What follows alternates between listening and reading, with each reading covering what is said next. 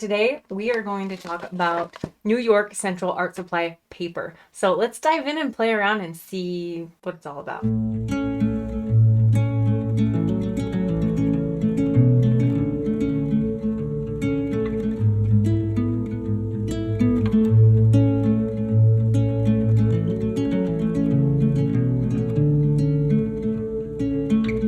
Welcome to my channel. If you don't know me, welcome. If you're a regular, welcome back. I love having you here.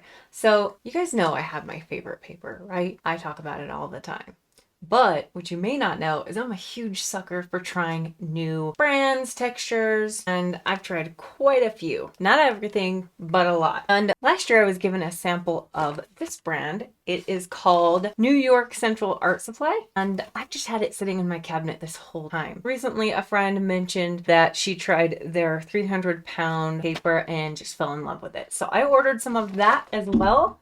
And okay, so like I said, I have tried quite a few papers. I've tried like all the different hot press. I bought samples online, and you know, it's been a journey.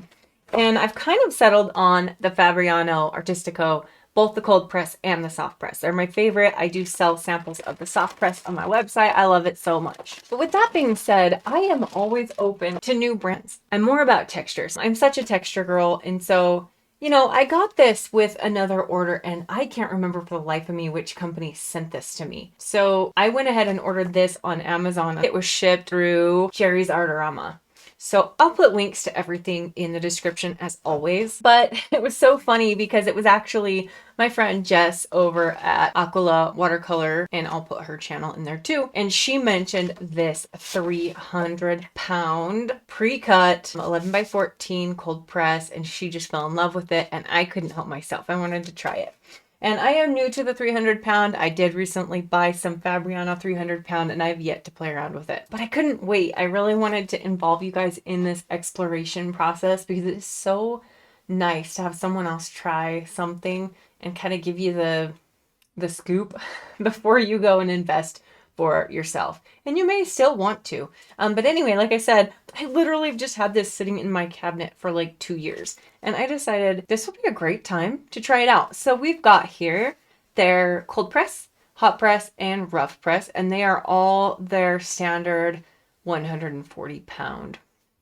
And like it says here, these are 100% cotton watercolor paper. And I gotta tell you guys, this was so affordable. I think I paid $18 for these 5 sheets, which is amazing. I paid that for one large sheet of the Fabriano. Anyway, let's dig in. Now I'm gonna put this big one to the side because it's the same texture as the cold press, but it's double the thickness. So that does change things just a little bit. But here I have some fun colors to play with. So this is a palette that I've had for a while, and I just thought it would be fun to bring out because I don't use it very often. So we'll just kind of keep that in the frame for you just because it's pretty to look at. Let's try the hot press first. Just get that out of the way. I'm not usually a huge fan of hot press. I'm just not. It's not something I use very often, so I don't care for it as much. I did make an entire sketchbook out of hot press paper, and I regretted it for a long time. I forgot to clean my brush. All right, I have 2 brushes here. I've got a big old chunky brush, and then I've got this flat wash brush. So there's a couple things that I like to do. Everybody kind of does this differently. When I try out paper, this is what I've done in the past. I just played around a little bit, like to see how it layers, like to see, you know, the standard stuff. People like to see how it lifts and like what the cauliflowers end up looking like. Just that kind of stuff. So those are really important, but you really don't know till you try to do an actual painting in your painting style how it's going to behave. One thing I like to do also, because this is important to me, if I'm going to make sketchbooks out of paper, I'm going to know how it responds to fountain pens. So sometimes I'll just get a fountain pen. Ooh, I like that smooth paper works well with fountain pen. So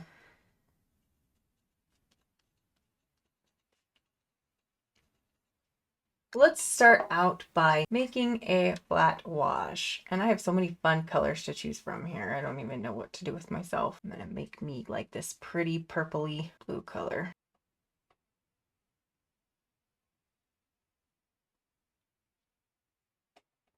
Get a little more water.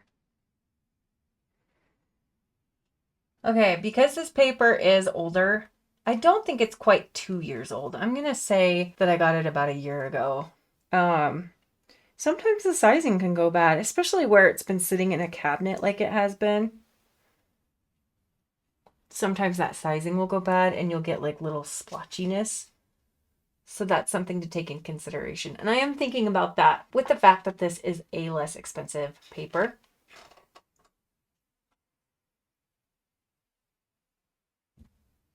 Let's do a little wet and wet too, and some blending. So one of my most common techniques is softening and like pulling pigment. So that's going to be really important. And I think I used phthalo blue, so this is going to stain. I might need to back up a little bit and use a color that doesn't stain. Maybe I'll use a little cobalt teal. Such a pretty color. Let's see how this does.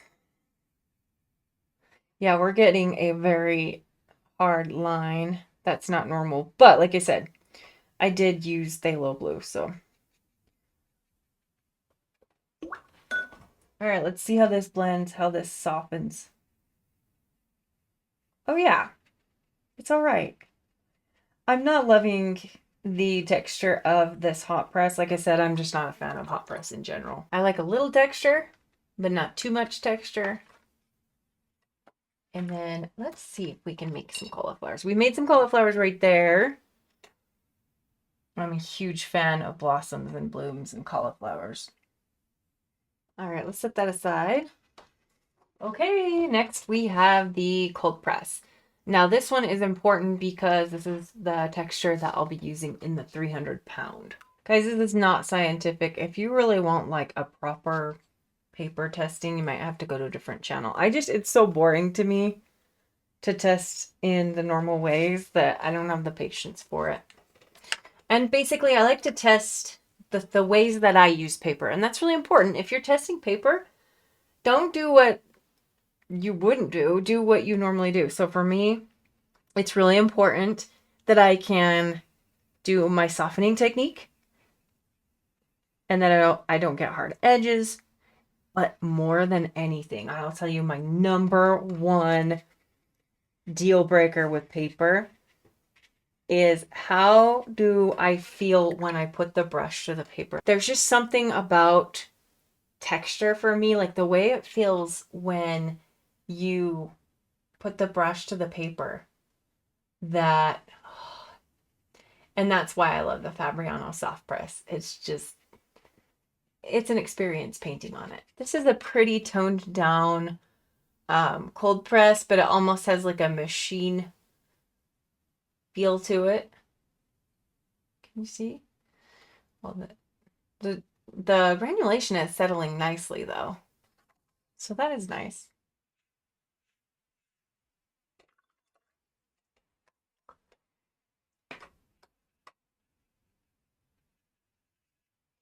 And then I do want to do a little wet and wet. I am reaching for some quinacridone gold. Actually, I lied. Oh no, that is Quin Gold. It got a little chunky. It's been sitting in this palette for too long.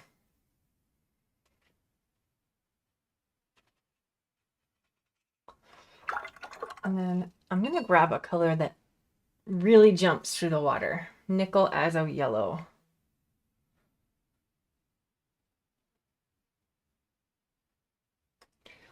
Okay, it's not really spreading like it normally does.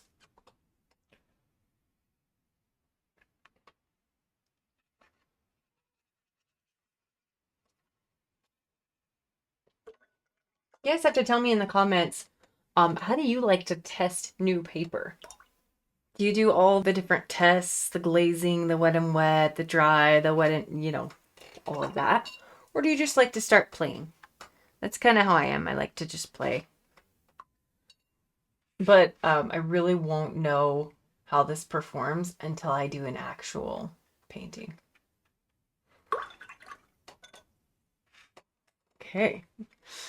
And our last one is the rough.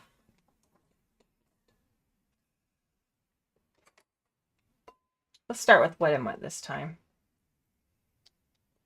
And our nickel azo yellow, which is like fireworks. It's interesting.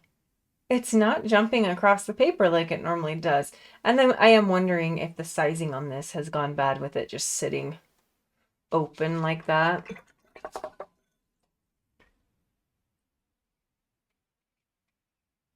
Let's throw a little quinacridone pink in there. Yeah, I am used to a lot more excitement, I'll admit. And let's see how does she soften and blend out.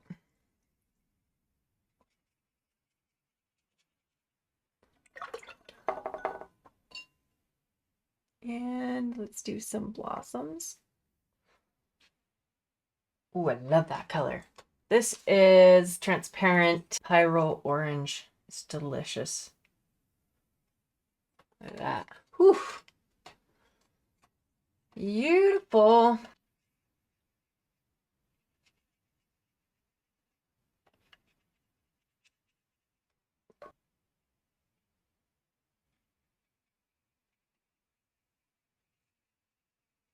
And then once these dry, we're going to see how they lift and how they glaze. So we're back to this one and it's still a little wet. So they do take a while to dry. I'm going to pause for a second and dry them. Okay, here is our hot press. Interesting. Like I said, I do think that possibly the sizing may have gone. So we just need to keep that in mind. I don't know though. I've had sizing go and this does not quite look like that. And it could just be the nature of it. Let's go ahead and layer. And I'd like to do some lifting. So I have here a clean, somewhat clean cloth and a stiffer brush. This is my Polina Bright brush. As you can see, I need a new one. Used the, see, there's flakes coming off. Don't leave your brush in your water. Just don't do it. Let's try lifting this, even though we are aware there's phthalo blue in it, and phthalo blue is so staining. So I'm just taking my stiff brush and just doing a gentle scrubbing, and then I'll take my dry cloth and see how we lift. And then let's try it on the cobalt teal.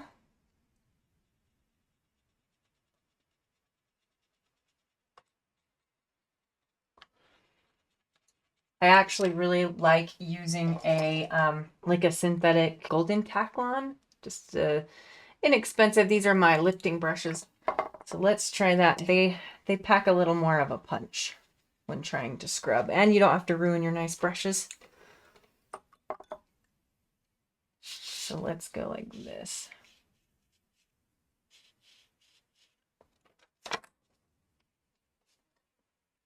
Well, considering that it is phthalo blue in there, it's lifting okay. And hot press is just, it's hot press. All right, let's try it on the cold press.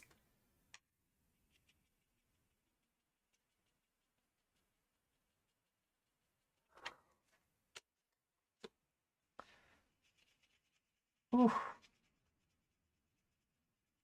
Quinacridone. Lifting nicely. Yeah, so different pigments are going to lift differently. So when doing a test like this, it's important to use different pigments and stuff just to give it a fair try.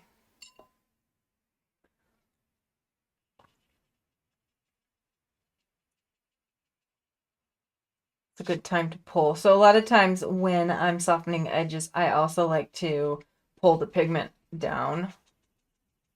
It's just one of the techniques that I like to use. And we'll just try to lift over here. This is quite staining, so nothing. As to be expected. Let's do a layering.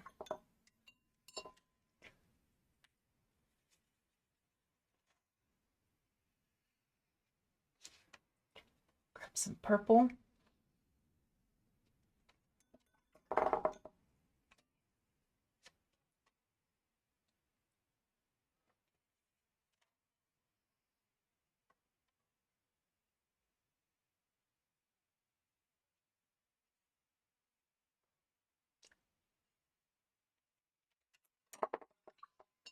And let's soften our edges again. I like to soften things.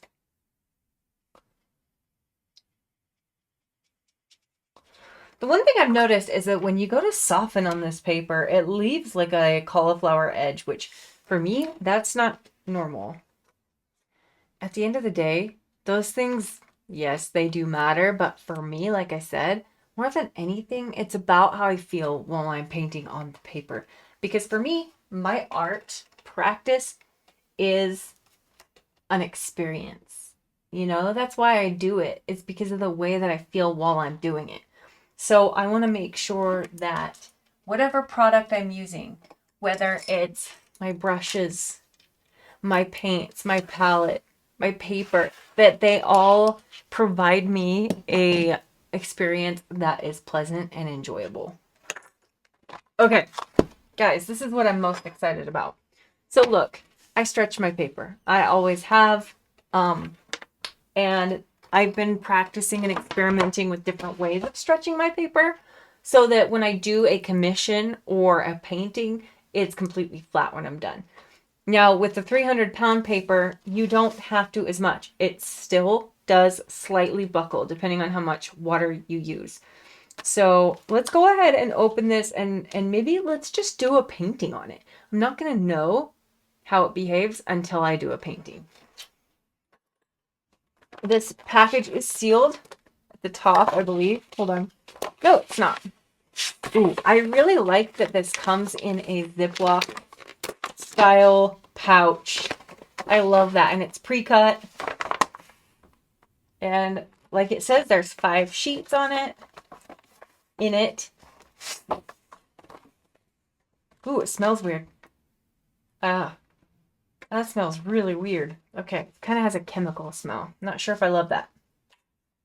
But here is the texture. It's very textural. And just to give you a frame of reference, this is the 300-pound Fabriano Artistico soft press. So let me show you the difference between the textures. So the soft press has more of a canvasy, like a cloth texture almost. And this is the soft press. So this is not the Fabriano cold press. That does have a little more texture. I love this texture. It's just delightful. And this one has more of a, almost like a cardstock texture, where this one's softer and more fibery. But anyway, if you are getting into watercolor and you're on a budget, I really think something like this would be really awesome to start off with. And you can see they are like so thick. They're like cardstock. So I cut this one. It's slightly bigger, as you can see. This is 11 by 15 because I cut this one from a 22 by 30 full imperial sheet, whereas these are pre-cut in 11 by 15. Sorry, 11 by 14. So they're ready to go. If somebody is going to frame them in an 11 by 14 frame, you don't have to do any math or measuring. You can just get started. So let's go ahead and get a sketch on here, and then we can get started painting.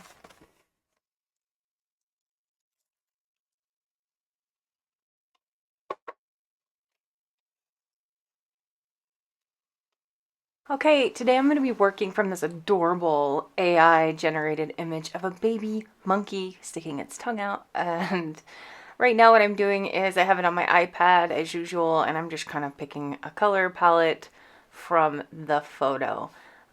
So this is going to be really fun. I've never painted a monkey before, so let's get to it.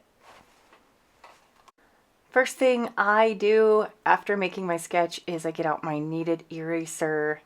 So satisfying. I love my kneaded eraser. I mean, come on. And I just kind of like to warm it up a little bit, and then I just roll it along my paper to lift extra graphite. I want my line drawing to be light, but I also don't want to lose like the details of the eyes, because those are kind of the most important part of this. And like I always say, my drawing is kind of a map. So as I do this painting, I need to know what's going on with the eyes particularly. Now, because this video is a paper review and not a tutorial, I'm going to go ahead and fast forward. It'll be really fun to watch a time lapse. I don't do them very often, but this one is really fun to watch, and I will be talking about it at the end, kind of my thoughts on the paper and some of the experiences that I had while painting this little sweet monkey.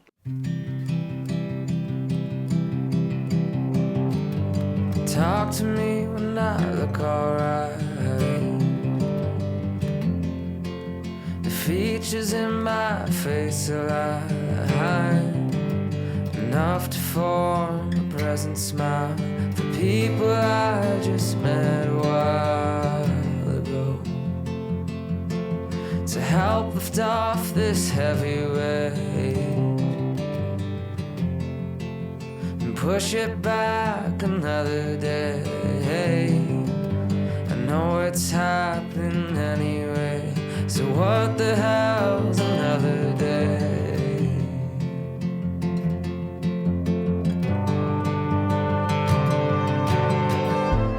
Have you seen the mess I've been looking up for it. It's gone away for now, but I know it's coming back around, so I'm looking out. Have you seen the mess I've been? Take me when I'm up and straight, but nothing ever stays the same. Bent in the guilt of my own age, staring at you through a different face.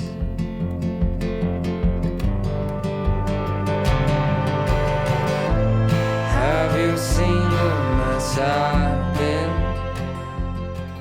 Okay, here is my little monkey painting. I'm happy with how it turned out. It's kind of painterly in a way. This is really interesting. So this paper is really different than what I'm used to. And it's, you know, it's so different. And like I said, it has like almost like a shininess to it. And I can't really put it into words. One thing I noticed is I had a really hard time with it cauliflowering when I didn't want it to. Like when I soften edges, it would kind of just leave me a hard edge. I had a really hard time with my normal techniques. Now, that doesn't mean that there's anything wrong with the paper.